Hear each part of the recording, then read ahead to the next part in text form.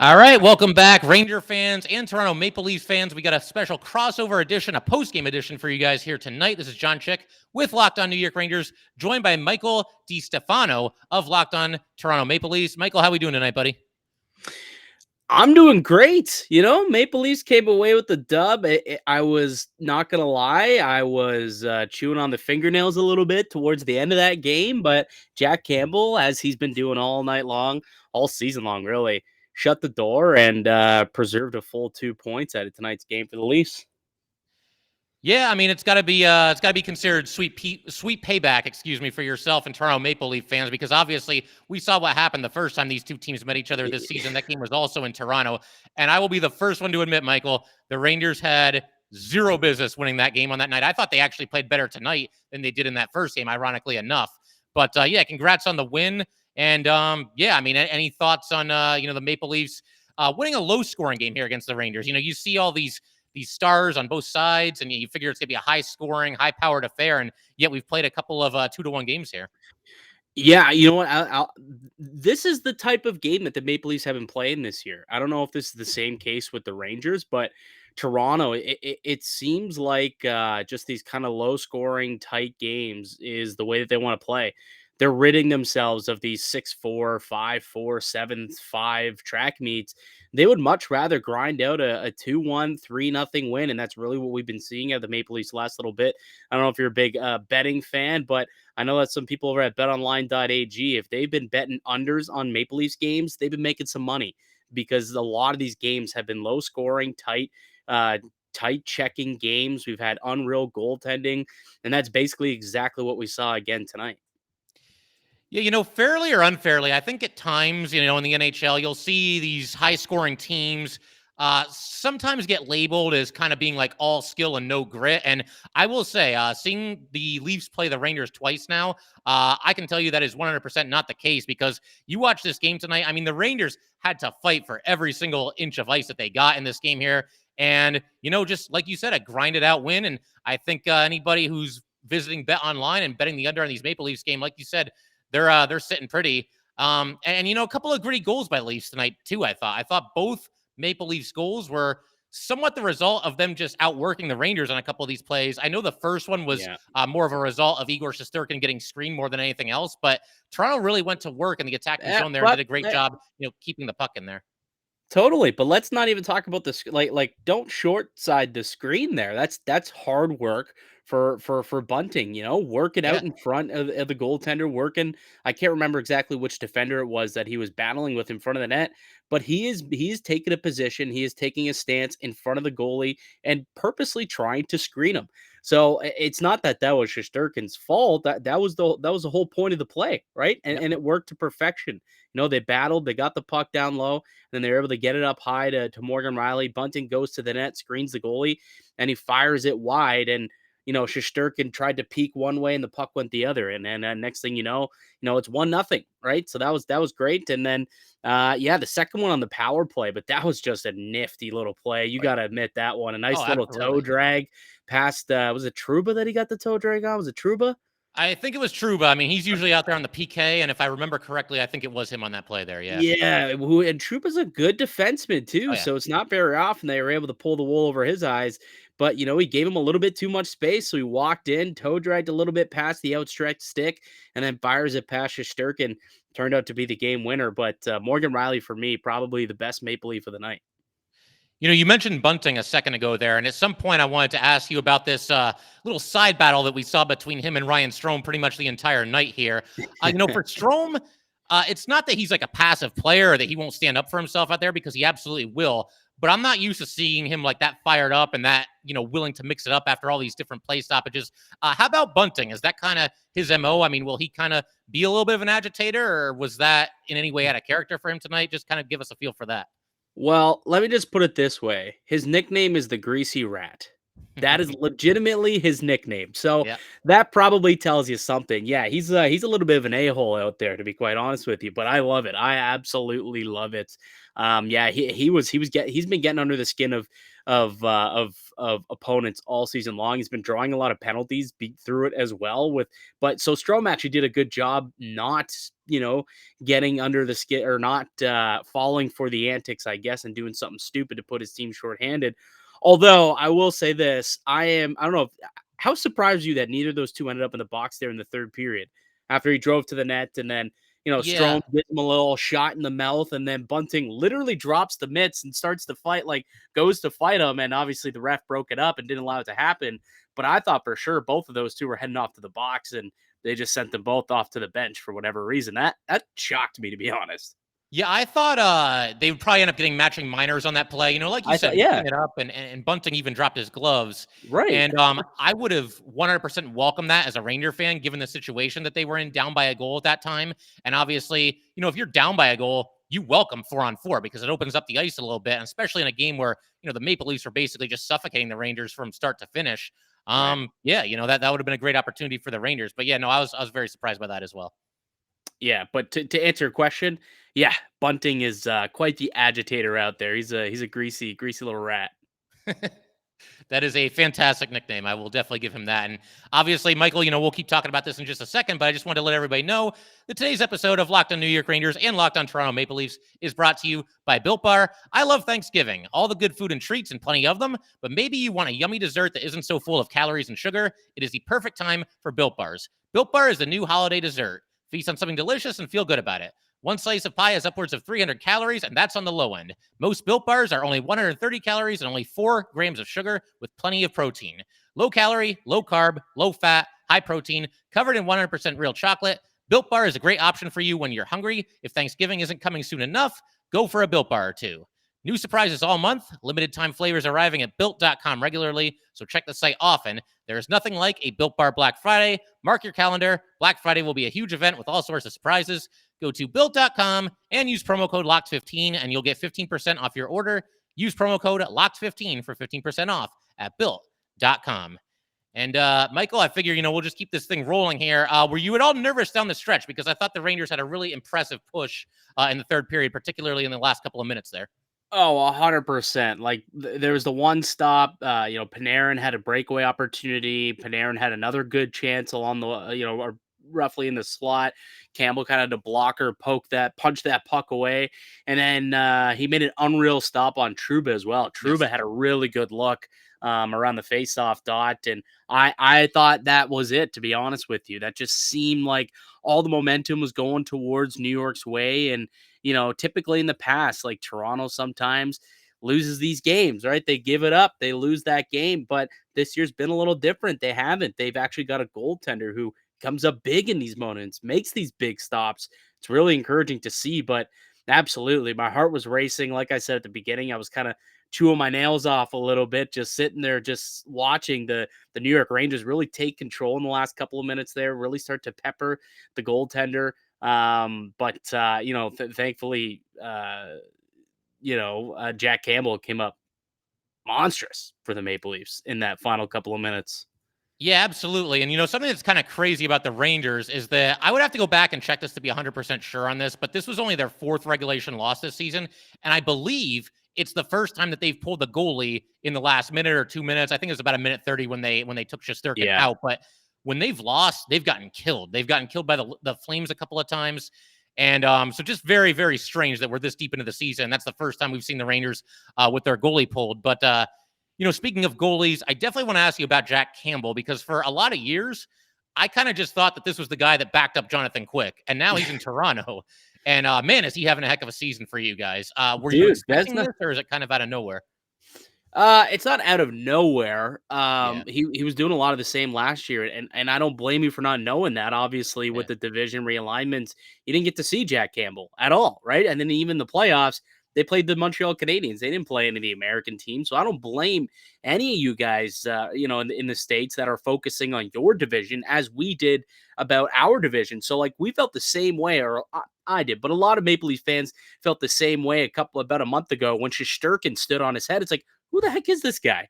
Who the heck is this Igor Shesterkin Russian goaltender? He's only been in the league for a couple of years.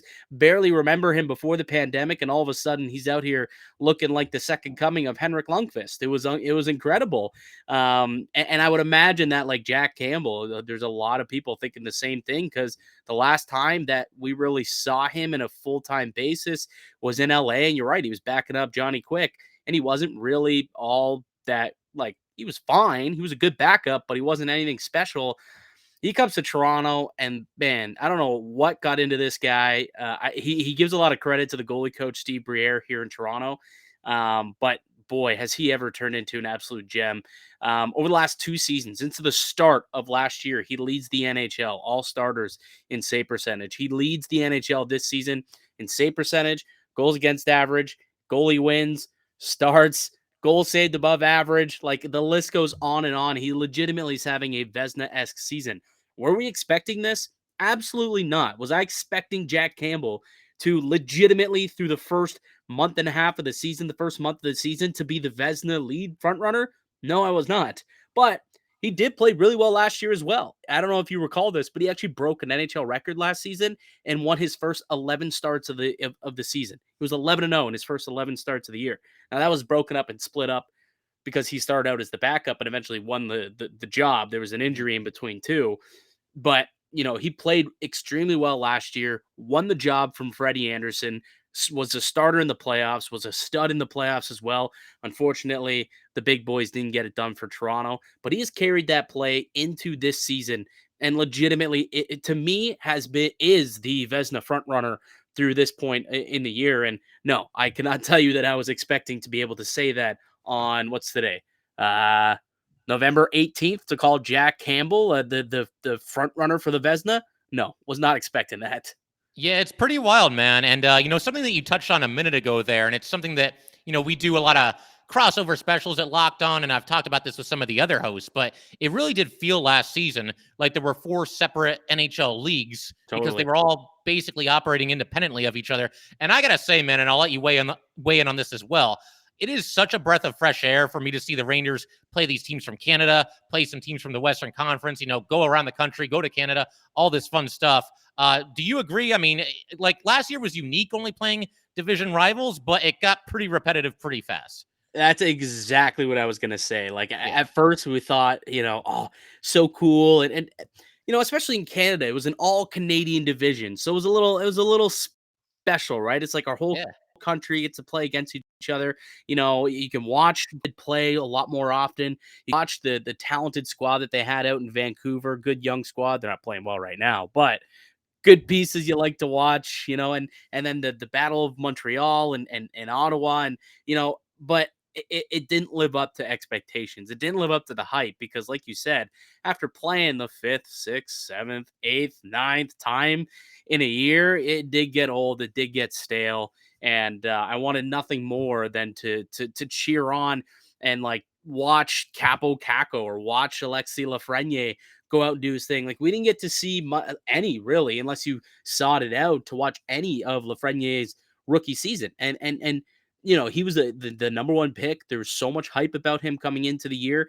And I mean, unless you went and watched Rangers games on your own, because it wasn't really shown all that much up here in Canada, because it was always the Canadian division games that were being played. You really didn't get to see much of it, which is unfortunate because, like you said, or like I said, he was the number one pick, came out of the WHL. He's a Canadian prospect. There was a lot of hype on him, and we didn't get to see him for a whole year. You could say the same about tons of different players. Sidney Crosby. Didn't get to watch Sidney Crosby play for a full season. Alex Ovechkin, these absolute stars of the league, and it really sucked. But now it's back to business, back to normal, and finally able to get a glimpse of all these guys again. Yeah, absolutely. Like I said, I think the best way to describe it, just a breath of fresh air, getting to see all these teams again. But Yeah. getting back to the game real quick, and something that I wanted to ask you about the third period. The Rangers come out pretty strong. Igor actually made a save pretty early to keep it from going to 3-0, which would have been a disaster. The way this game was going. But Dryden Hunt, he gets his first goal as a New York Ranger, and then we get a timeout from Sheldon Keefe. Did you like that move at the time? Because it seemed like the Leafs were back on their heels a little bit. I thought it was a smart tactical move from Keefe there.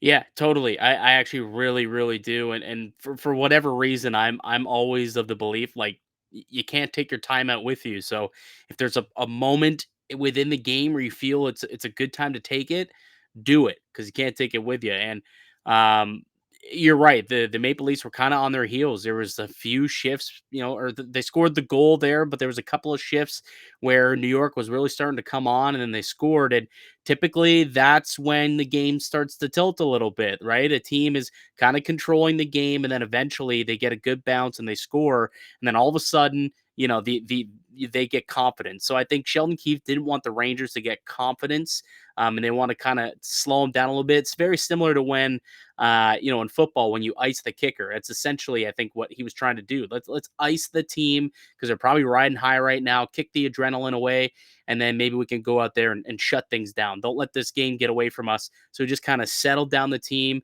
allowed them to collect themselves after giving up the goal to make it 2-1. Yeah, I was a really big fan of it. What was going through your mind when you saw that timeout come down? I mean, yeah, pretty much the same thing. I thought it was a good call, and I think that coaches around the league, I think there's room to maybe improve as far as the strategy behind when you take your time out. I Yeah. realize, it's nice to have it at the end of the game when there's 45 seconds or so left, and you're either trying to get the equalizer or prevent the other team from getting the tying goal. But to your point there, that was a moment in the game where I think the Leafs really needed to just kind of settle everything down a little bit. And I guess it worked out. I mean, the Rangers had a strong third period, but it did seem like that kind of took the air out of their sails, maybe just a little bit for the next couple of shifts that followed there. What you talk about you gave some praise there to Sheldon Keefe, but Gerard Gallant's a fantastic coach. Unrightfully let go by Vegas, if you ask me, and takes the year off. Ends up in New York this year, and they've had a nice little turnaround from last season. What has he done, or what has the team been able to do to that's kind of led to this nice little start for the Rangers? Yeah, I think one of his strengths, and I talked about this in a recent episode, is just getting to know the personality types of all his players and adjusting accordingly. Because, you take Capo Caco and Alexi Lafreniere, for example. Obviously, expectations are tremendously high. Caco is in his third year. He was the number 2 pick. Lafreniere is in his second year. He was the number 1 pick. They want to try to get these guys going a little bit. But when you look at Caco and Lafreniere, I think their personalities are very different. Caco is somebody who kind of needs his coach to play the good cop role a little bit and kind of throw his arm around him and pump him up a little bit. And I think he's done that by sticking with Capo Caco through his struggles and allowing him to remain on the Artemi Panarin line. Which, if you're a player on the New York Rangers, the Artemi Panarin line is the place to be. We've seen Panarin and Strome turn pretty much nobodies into pretty productive players playing on that second line. So imagine what somebody as talented as Caco can do. And then with Lafreniere, we've seen a couple instances where Gallant has challenged him a little bit, even publicly after the one game, saying that he expects a little bit more out of Alexi Lafreniere. And Lafreniere is somebody that I don't think his confidence is ever going to be an issue. And so because of that, I think he's somebody that you can challenge a little bit. So it's just one example or two examples really with Caco and Lafreniere. But I just feel like, he pushes all the right buttons and he knows what kind of players he has on his team. And you know, does the right thing to motivate them and get the best out of them. And, we'll keep rolling on this in just a second, Michael. But first, I just want to let everybody know that today's episode of Locked On New York Rangers is brought to you by BetOnline.ag. We are back and better than ever. A new web interface for the start of the basketball season and more props, odds, and lines than ever before. BetOnline remains your number one spot for all the basketball and football action this season. Head to our new updated desktop or mobile website to sign up today and receive your 50% welcome bonus on your first deposit. Just use our promo code Locked On to receive your bonus. From basketball, football, NHL, boxing, and UFC, right to your favorite Vegas casino games, don't wait to take advantage of all the amazing offers available for the 2021 season. BetOnline is the fastest and easiest way to bet all your favorite sports. BetOnline, where the game starts. And Mike, I just like to say that I did place a wager at BetOnline before this game.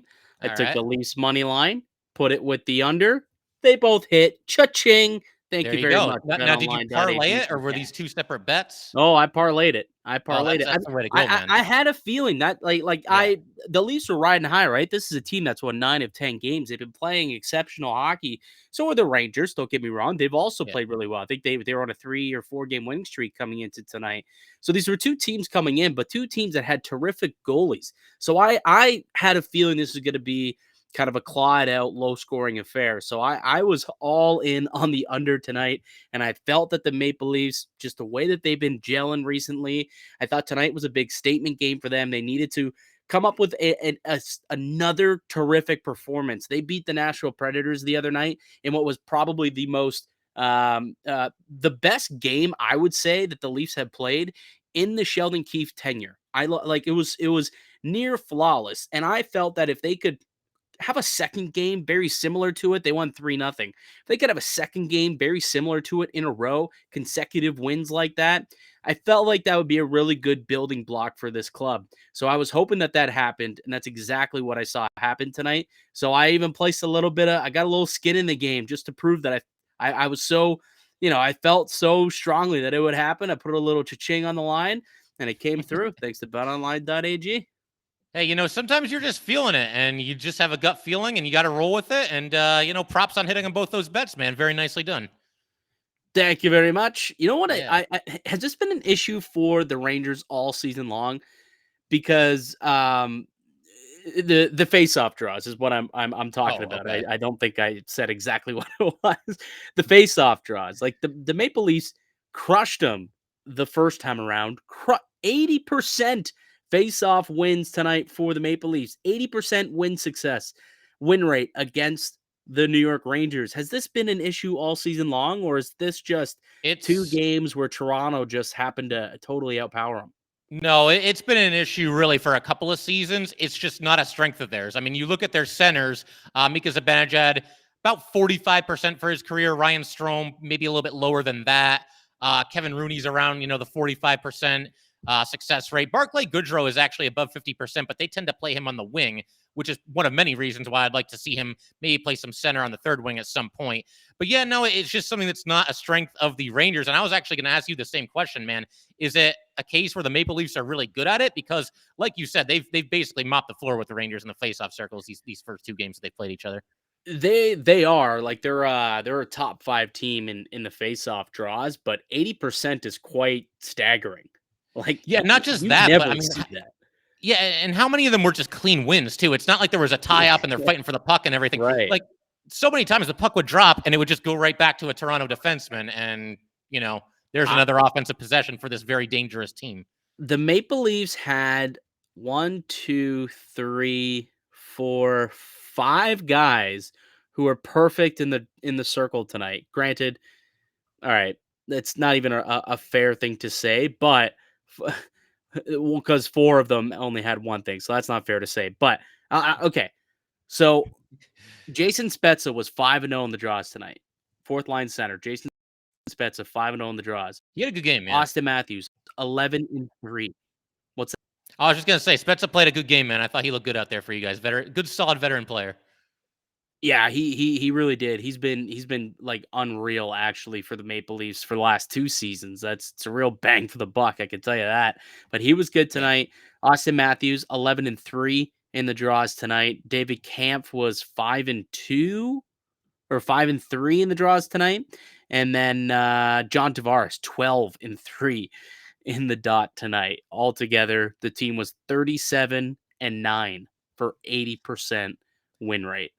It's unbelievable. And like when you think about why the Toronto Maple Leafs like controlled possession and controlled, this game for a majority of it, it's because they're winning possession, they're winning draws, and they're ending up with the puck.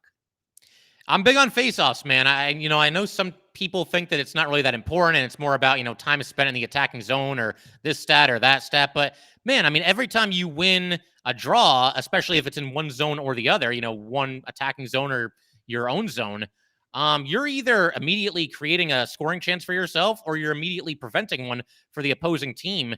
Right. And, if you win if you win a draw in your own zone, who's to say that if you lost that draw, a goal wouldn't have happened? There's no way to ever know that. So I'm big on faceoffs, man. And I really wish at some point, not to run anybody out of town or anything like that, but I wish the Rangers would bring in a center who that's kind of his specialty. I was kind of lobbying for that in the offseason. Let's bring in a guy who, game on the line in overtime, whatever it might be, can go out there and you feel really good about his chances to win a draw.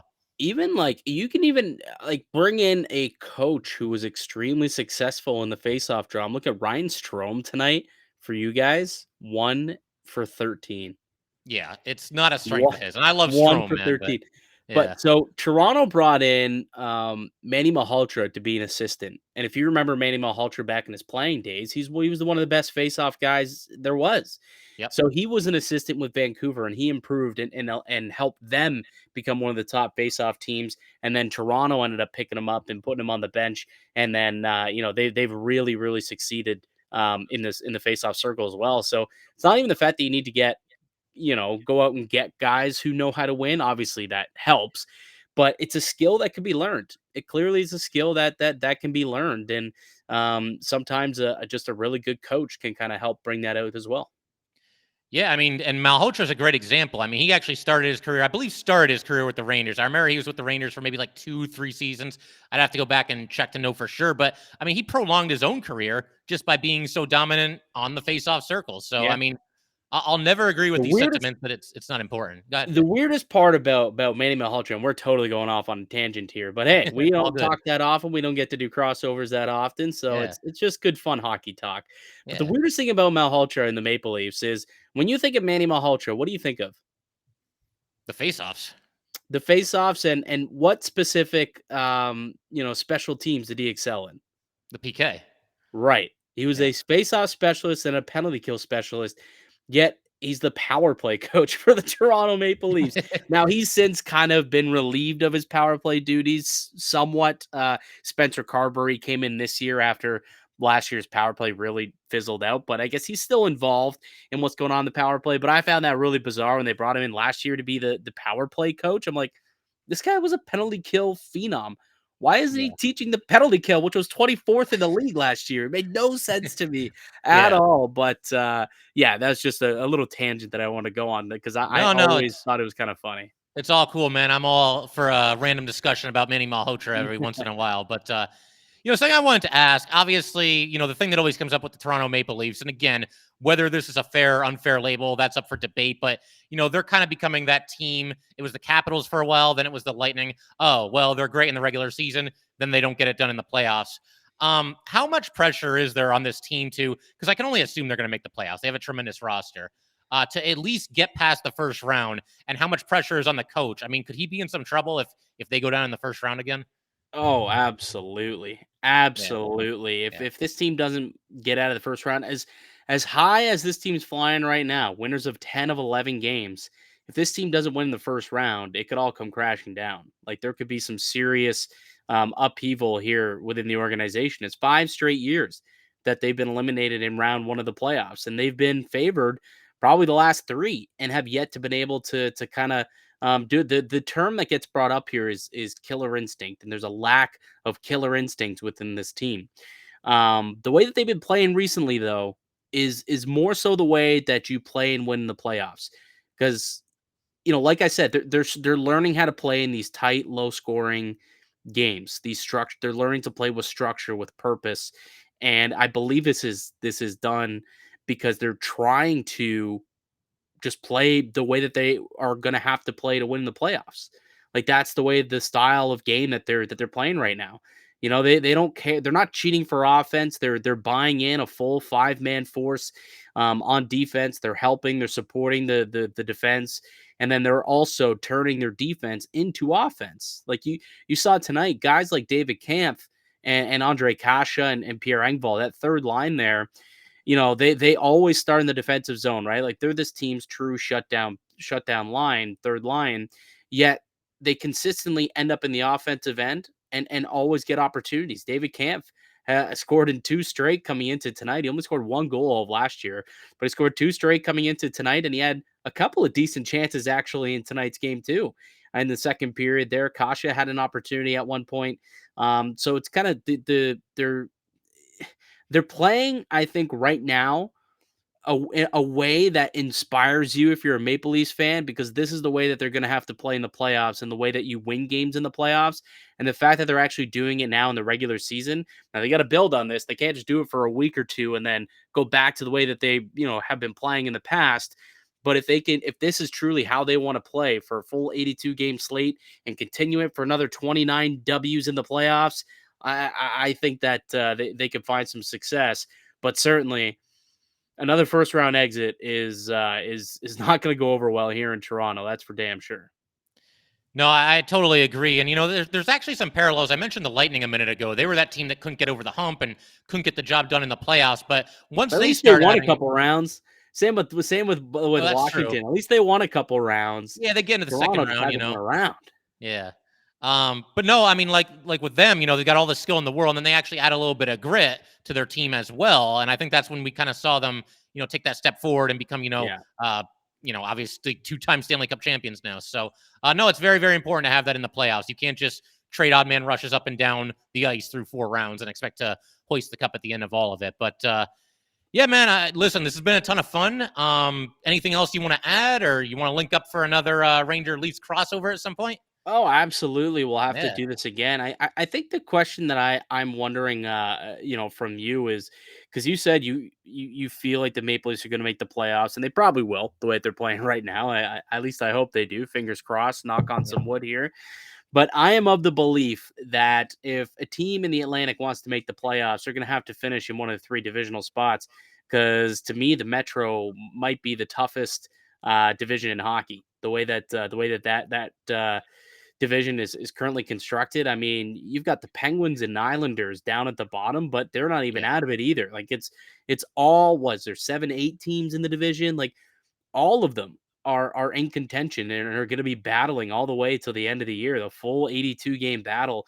And I think that they're going to take both wild card spots. So that's how I am. That's how I've kind of thought how things are going to shake out for the year. What about you?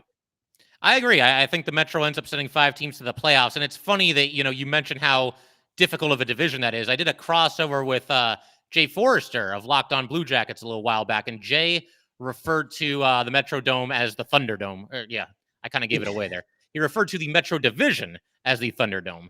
But it's so true. I mean, I haven't looked at the standings in the last couple of days, but for a while there, all 8 teams in the division had Above more than 500. 15 losses, and I'm like, how is that even possible? I know. Like, I I know. know they're playing some out of division opponents and everything, but all 8 of them, like that's just completely wild. And to your point, I wouldn't write off the Penguins so early. I know every year people start to say things like, the Penguins could start to tail off, maybe the Capitals start to tail off. Those teams are getting a little bit older. I'm at the point where I'll believe it when I see it. I think those teams are always a threat, you They're know? basically 500, and Yeah, they've had Crosby for what, 1.5 games, and pretty they much. haven't Yeah. had Malkin at all this season. Gensel missed a bunch, Rust must missed a bunch, Letang missed a bunch. They've had a lot of COVID issues, yet that team somehow is still 500. That team's going to be clawing and fighting right to the very end. Now that Crosby's back and healthy, saw he got his first goal tonight actually against the Montreal Canadiens as they blew them out 6-0. Yeah, I As a saw Toronto that. fan, like to see that. I don't Yeah, know if there you you go. like There to you see go. that as a Ranger fan, but I think that they're gonna be right in there. And then even the Islanders, who are also down division, dude, they started this season with 13 road games and are still basically a 500 team with 13 road games to start the year. It's incredible, and they're doing really well up until the last four. I just think they just ran out of gas. Like a full month and a half on the road, you got to think that's what happened there. But they're going to be back home, and Toronto actually is going to be facing them this weekend. They've got those two teams, the Penguins and the Islanders, are the two teams that they're going to be going up against this weekend. Actually, Saturday against the Penguins, and then they got the Islanders on Sunday, I believe. I think it's a back to back, if I'm not mistaken. Yeah, Sunday, and then yeah, Saturday they've got the Pens, and then Sunday they got the Islanders. But yeah, it's a crazy division over there in the Metro. Yeah, and I will say this about the Islanders. They're down in the standings right now. I certainly would not rule them out by any stretch of the imagination as far as, No, making a run at some point this season. And the other thing about the Islanders, and Michael, you might not be aware of this because, like we said last year, we had 4 separate leagues basically. But watching the Rangers play the Islanders 8 times last year, I got to tell you, the Islanders play the most boring style of hockey I have ever seen. Like, I oh, think I know. hockey is like just the most inherently exciting sport. But watching them, man, it's like watching paint dry. You fall behind 2-0 to the Islanders, and it feels like you're down 6-0. But I will Yeah. say that style of play, and it's something we already talked about. Once you get into the playoffs and you're this defensively responsible team, you don't make any mistakes, you're dangerous. That's how the Maple Leafs, I believe, truly. That's how Sheldon Keefe wants this team to play. That's how they want to play. When they beat Nashville the other night, it was 3-0, but it was 1-0 going into the third period. They ended up getting a second goal and then an empty netter to make it three. But it was 1-0. And after the game, they all raved about how well they shut things down in the third period. They were so proud of the way that they, played with structure, played with purpose, that they just shut things down defensively and didn't allow Nashville to create anything, no chances. And that's what they were most happy about. So I truly believe that the New York Islanders, the way that they play, it may be boring, but this is a team that's also made it to back-to-back Eastern Conference Finals or back-to-back semifinals, I guess, last year. Yeah, semis. So Yeah. it's successful. It's successful, and hockey's sports in general really is what's the word I'm looking for here? A copycat league. And when you see a team have success like that, teams see that and they're like, okay, we could play that way too. And I feel like Toronto, that's kind of somewhat what they're trying to adapt. But luckily, they also have guys like Marner and Matthews and Nylander who are super skilled and can get those 2-1, 2, 3-0 leads pretty quickly and pretty easily. And then they can shut things down. Yeah, it's funny you mentioned that too, because obviously being a Ranger fan, I don't want to see the Islanders win the Stanley Cup. I think that pretty Probably much not. goes without saying.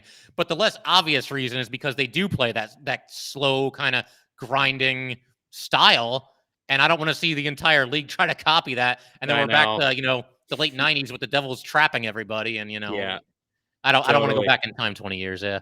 Tell you what, John, before you go, Yeah. there was something that I was talking about on my show today, and I'm curious to get your answer. Okay. I'm a memorabilia guy. I like collecting sports cards and sports memorabilia. For those who are watching, I guess on your YouTube channel, I guess you could probably see some of the stuff back here.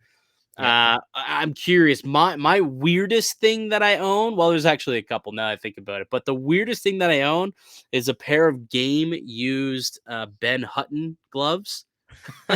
Just totally random. What is do you have any type of hockey or any, I guess, sports memorabilia or any weird collectibles I that mean, you have? off the top of my head, and Giants fans will appreciate this one. I still have from when I was a kid. I don't know if anybody remembers Danny Cannell. I believe he was in college the Florida State quarterback, and then Okay. he came to the Giants, and he had one or two decent seasons with them. But I still have a Danny Cannell signed football card, so I think that's definitely got to be pretty high up there for me. There you go. Pretty There you random, go. right? I Yeah. had somebody tweet into my show today that they had who signed it? Some like it maybe I think it was Wendell Clark. Wendell Clark, a Maple Leafs legend, signed a bagel for them, A and like bagel, that like a was bagel their that you piece. eat.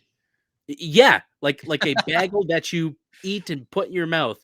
Apparently, they Yes. signed it. Now I asked for photo evidence of this because that just sounds like a bunch of crock. But a bagel. Could you imagine you're just like sitting at a I don't know Timmy's, Dunkin' Donuts, wherever you're at, Starbucks, and you kind of look to your right and you see Wendell Clark or you see Mark Messier or something like that sitting there, and you walk up to him and all you have is a bagel, and you're like, can you sign this for me, please, sir? I need the autograph. Just sign my bagel. Like, Yeah. imagine that. How does that even Yeah. happen, dude? I don't know, but I can't beat that, man. I've got like I No. said, the Danny Cannell thing's pretty random, but that takes the cake right there. Absolutely, that takes the cake. I thought it Yeah. was hilarious. Someone else shared a story that their mom came home with an autograph photo, and it was autographed by Mr. W. Gretzky. Oh, nice. Good Yeah, stuff. Walter Yeah. Gretzky, and he didn't Oh, okay, realize. okay, I okay. know, right? He thought, "Oh, I got an autograph from Wayne." No, it was his dad, Walter. Which It's still amazing human being. Rest in peace to yeah, Walter yeah, Gretzky. But it's yeah. not the same as thinking you got a signed photo of the great one. Yeah, no, I'm with you there, but just say it's Gretzky or W. Gretzky. That's all you gotta do. You're not lying. Exactly, Yeah. exactly. But, yeah, Michael, listen, man, this is a ton of fun. Like I said, we will definitely have to do this again the next time these 2 teams clash. I haven't checked the schedule, but we will definitely make that happen. Absolutely, buddy. Really appreciate it. Let's let my listeners know where they can find you on social media and where they can find the pod.